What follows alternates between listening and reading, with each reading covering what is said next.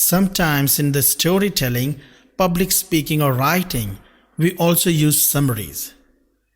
It includes a concise summary of the story, events, conflicts, and concepts from the perspective of the individual writing the review or telling the review or the summary.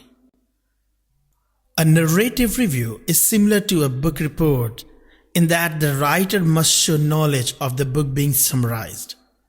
This implies that the writer makes notes on the document and decides the most important information, such as the key characters, the main storyline, and the topics explored by the writers. However, the style for writing the review is determined by various considerations, including the writer's interest. For example, narrative summaries written for academic assignments will be required to adhere to instructions provided by the teacher or professor or the academic institution. Regardless of the style, the writer must first draft a synopsis, starting with the critical concepts he or she believes sum up the whole document.